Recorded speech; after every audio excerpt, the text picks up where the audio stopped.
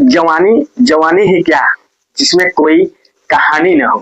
दोस्तों, अपनी जवानी के दिनों में आपका जो भी शौक हो वो भरपूर पूरा करिए। हर काम को करिए, जो भी आपके पास आए उसे करते जाइए।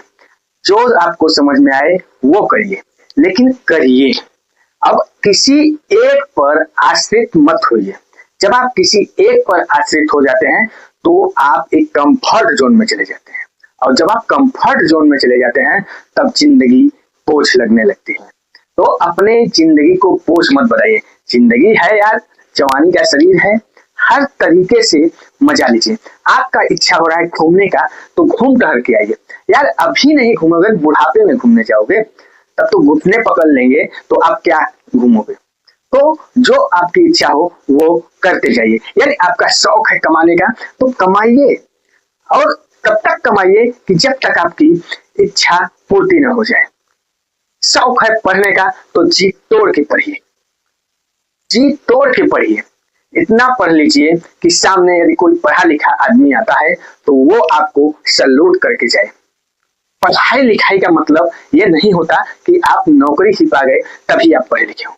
पढ़ाई लिखाई का मतलब है कि सामने वाले के साथ यदि आप बैठ के डिस्कस कर रहे हैं किसी भी सब्जेक्ट पे या किसी भी टॉपिक पर, तो सामने वाला आपको कहे कि गुरुदेव, उम्र तो मेरी ज्यादा ही है लेकिन तजुर्बा आपका जबरदस्त है। तो आपको एंट्री देने से पहले उसका माइंडसेट अलग रहेगा और देने के बाद माइंडसेट अलग होगा।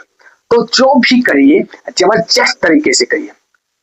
जवानी को फालतू में बर्बाद मत करिए किसी की याद में। अगर ये आपका शौक कोई और चीज का है, नशे का है, तो वो भी करिए, लेकिन कब तक करिए, अंधाधुंध करिए जब तक कि आप उस चीज को त्याग नहीं सकते।